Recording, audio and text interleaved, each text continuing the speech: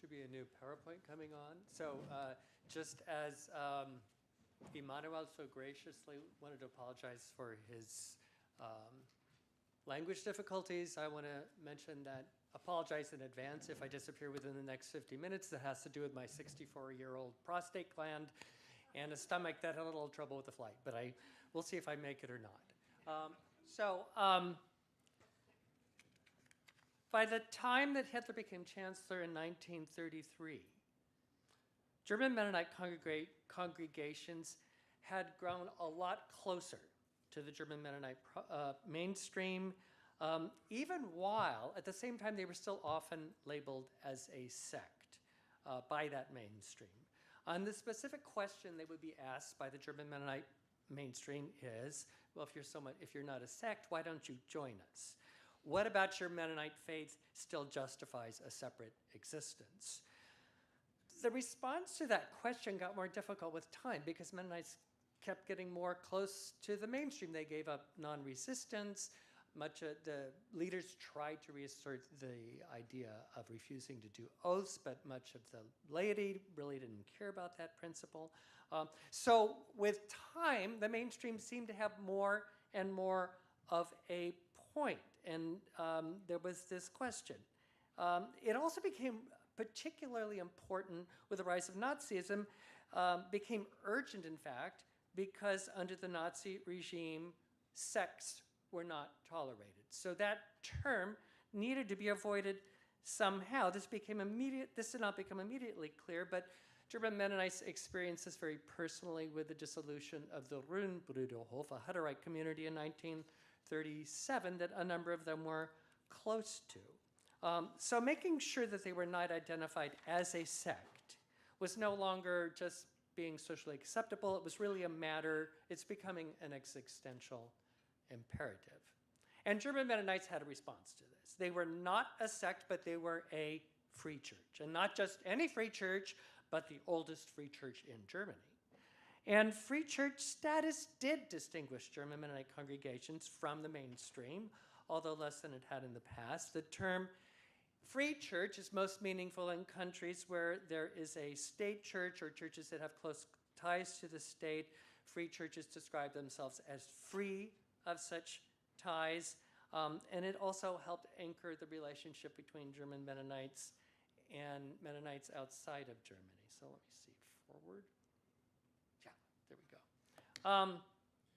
So when German Mennonites asserted that they were free, they meant much more than just this one principle of the separation of church and state. Free church implied, at least for German Mennonite leaders, a range of characteristics that had a great deal in common with the Anglo-American concept of denomination. Now, denomination is not a German word, so I'm going to explain a little why I'm using it. The German Mennonite assertion of free churchness, a church model that sounded like liberal denominationalism, stood out to me as I did my research, which focused on German Mennonite periodicals during the Weimar Republic and the Nazi period.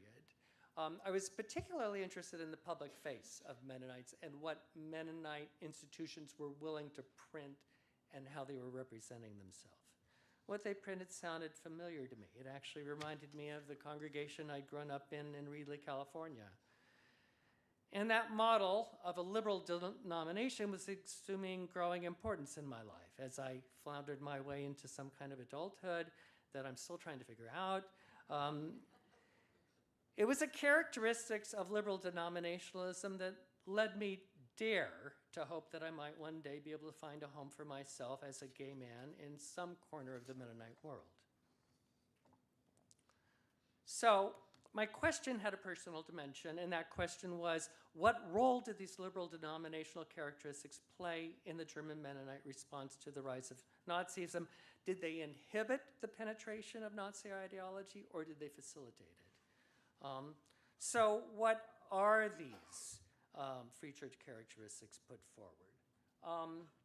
Well, the term implies, both terms originate in Great Britain, even though their ideological origins clearly reach back to the Protestant Reformation in Central Europe.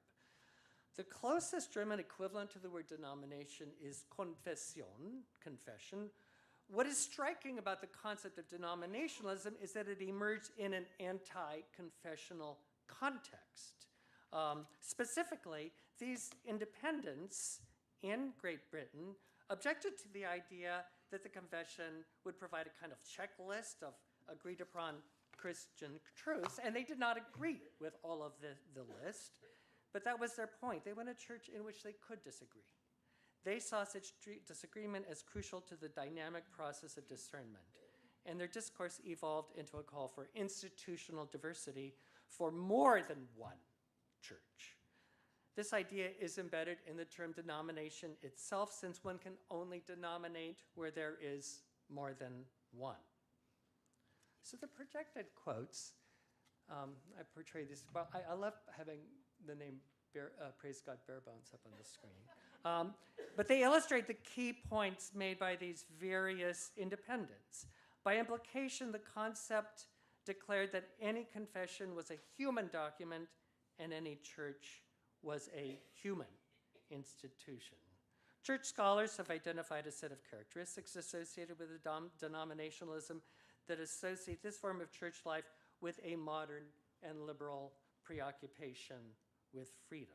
Specifically, freedom from hierarchy, which Mennonites can trace to Anabaptist anti-clericalism, freedom of choice, which Mennonites can link to adult baptism, and further freedoms of conscience, both between denominations and within a denomination. Denominationalism also calls for the freedom from state interference. At the same time, it recognizes that this leaves a denomination with some obligations toward a freedom-granting state. So this chart works from the literature on ideal types and condenses the characteristics associated with provincial churches, free churches, and sects. What I'll be doing is looking specifically at the characteristics usually associated with the denomination, charismatic authority based in the individual. Really, that's the idea that the seat of salvation is not in the institutional church, as with the state church. It's not in the collective ability to live up to a certain standard, which is what I mean by the collective virtuosity of a sect, but it's based in the heart and soul of the individual. Analytically, the functionality of these ideal types is questionable, but during the Nazi regime, these three categories were not abstract sociological concepts. They were consequential categories.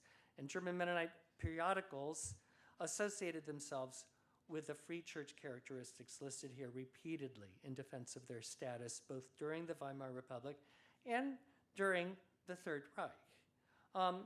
Now, the last of these principles, selective pluralism, largely facilitated the relationship between free churches and the Nazi state. I think that might surprise a lot of people.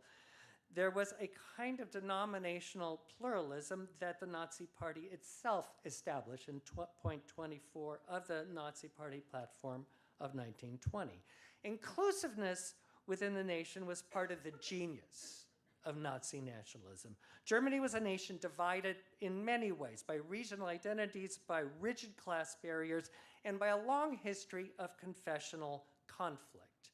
The party platform aimed to overcome that and unite the nation. And so to unify that language, the nation as a Christian nation, Hitler incorporated into his speeches a theistic vocabulary and then purposely fully opened the door to any confession or more broadly denomination. This was not endorsing diversity, though.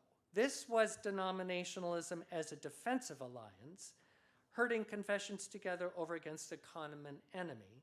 And that enemy is listed here, Marxist atheism, or as in the Nazi platform termed it, Jewish materialism. So on this point, as on others, German free churches could identify themselves as institutionally more aligned with the new Nazi regime than the provincial churches. They were a step ahead of the provincial churches. And they had a point. Selective pluralism was still largely foreign to the institutional and theological orientation of provincial churches. So when There was an ecumenical conference, a life and work conference in 1937. The Nazi regime only let 2 free church representatives go, one from the Baptists and one from the Methodists, and that gave the free churches as a whole the sense that they had a privileged position, which is the Nazi regime. A second principle, free church principle, separation of church and state, also helped convince free churches that they were distinctively well suited for the new regime. They asserted that the principle exemplified not only free church principles, but the Nazi state's own approach to church-state policy. In the words of Pastor Gustav Kramer of Krefeld, the Nazi state was the first to achieve a clean separation of church and state. Now, this principle sounds familiar to us, I would think. German free churches interpreted this principle in their own way. During the Nazi years, they described separation of church and state as a state of mutual non-interference, leaving the state in charge of the here and the church in charge of the hereafter. Church and state were thus compartmentalized, conforming to a fascist tendency towards binary compartmentalization. But with this liberal principle in hand, German Mennonites could call themselves a modern church. As such, they made a point of how they were, they didn't have the same problems with the state as the provincial churches. These conflicts, broadly referred to as the church struggle that took place within the provincial churches, directly touch on the question of freedom and are worth a brief detour. The conflict emerged in the provincial churches in 1933 when the Nazi state attempted to intervene in church politics to ensure that the leaders of the German Christian movement were elected to key positions.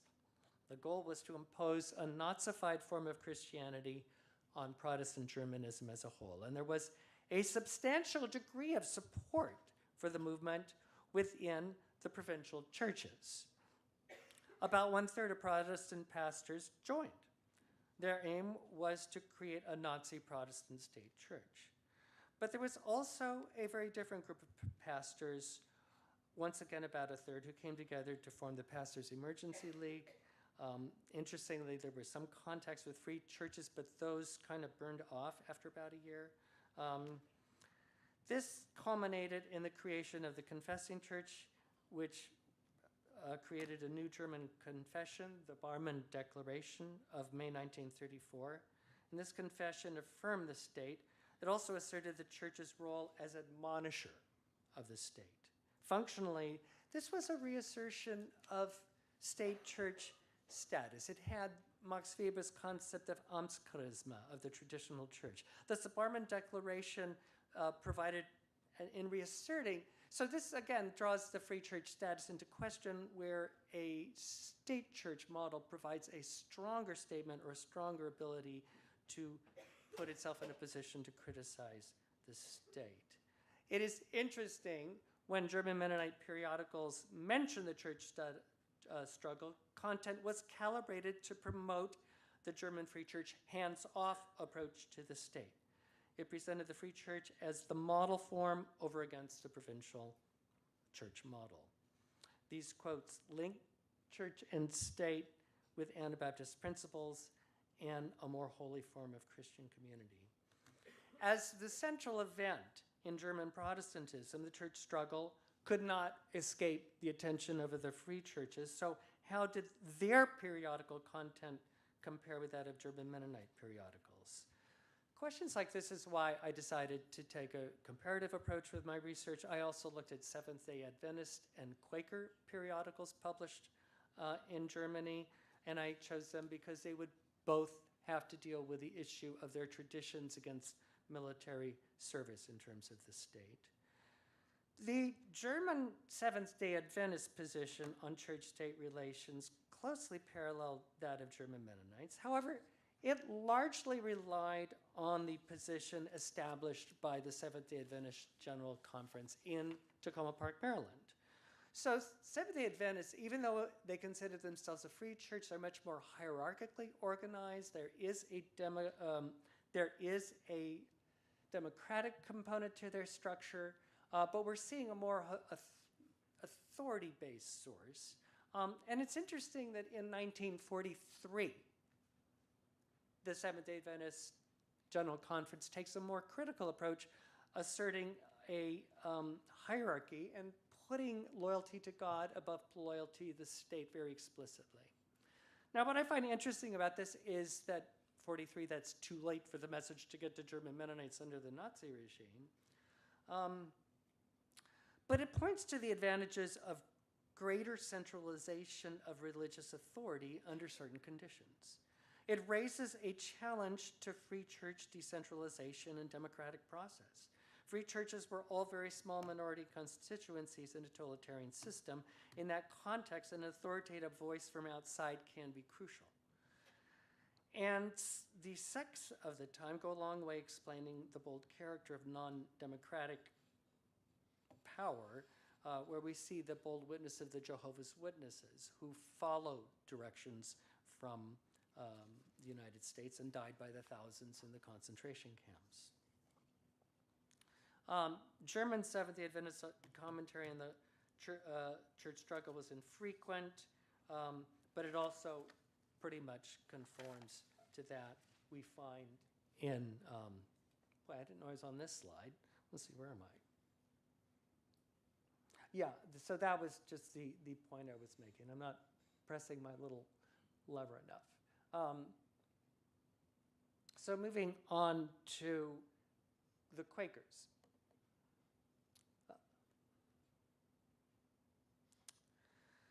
Quakers present a different story. While the German Quaker periodical Der Quaker never mentions the principle of separation in church and state, the clerk of the German yearly meeting may be alluding to it when he challenges the idea that there can be a tidy delineation between the divine and worldly spheres, making clear that he believes that those who attempt to do this are taking an easy way out.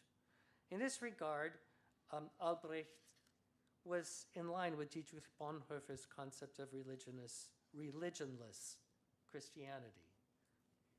Now, commentary on the confessing church tended to come from one particular character. His name was Emil Fuchs. He's interesting because he exemplifies the idea of religious discernment as a process that takes place across denominations. Fuchs was a member of both the German yearly meeting and he was a German Lutheran pastor.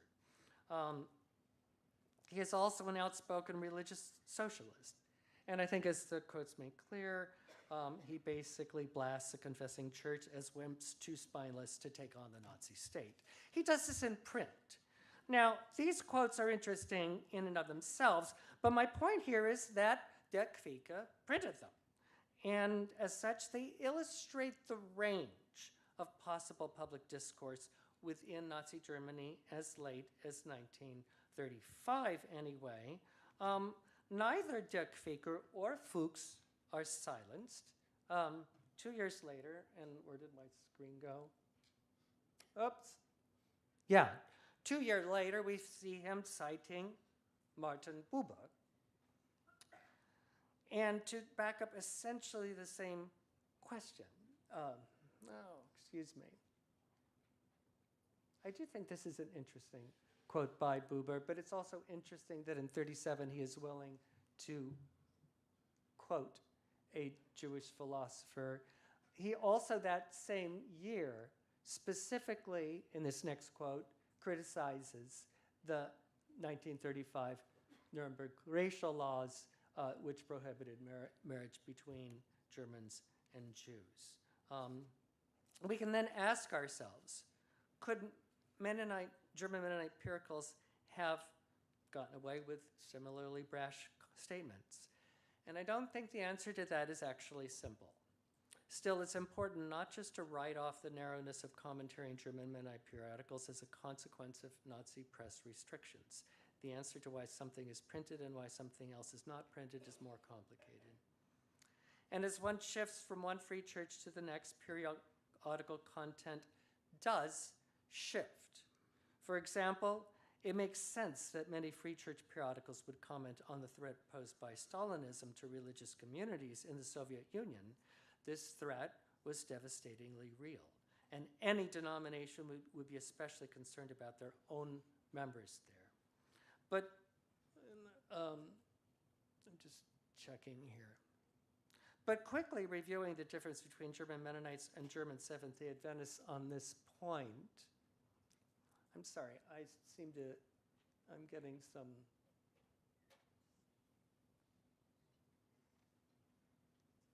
I think I got ahead of myself. I think I can just read the remainder. The threat of Stalinism was devastatingly real.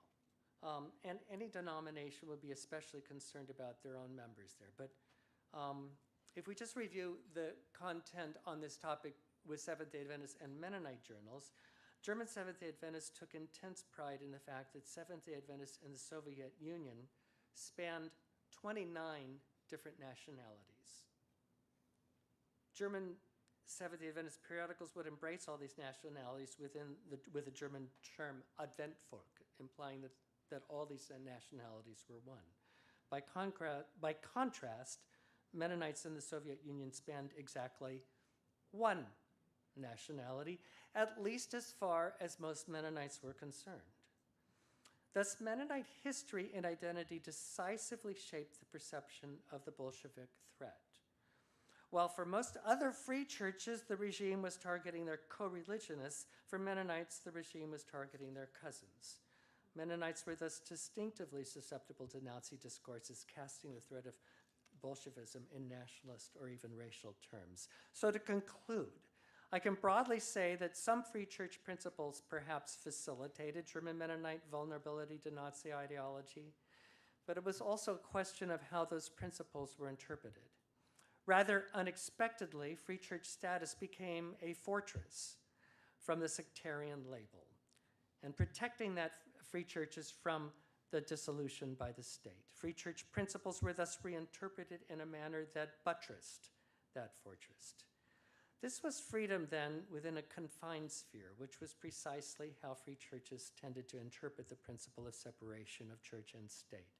It is reminiscent, I think, of the extent of freedom that German Mennonites had known for hundreds of years as social corporations in Central European principalities until the 19th century.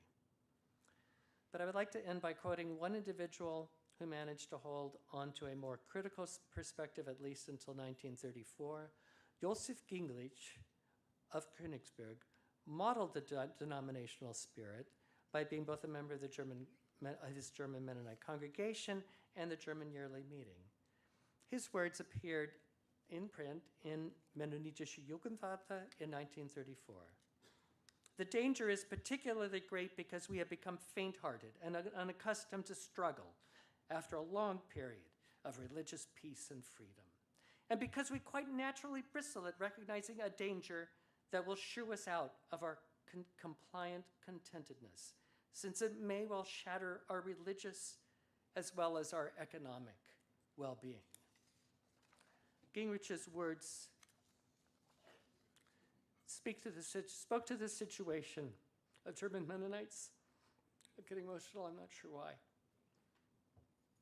They spoke to the situation of German Mennonites at the start of the Nazi regime, and I don't think they've lost their meaning over time.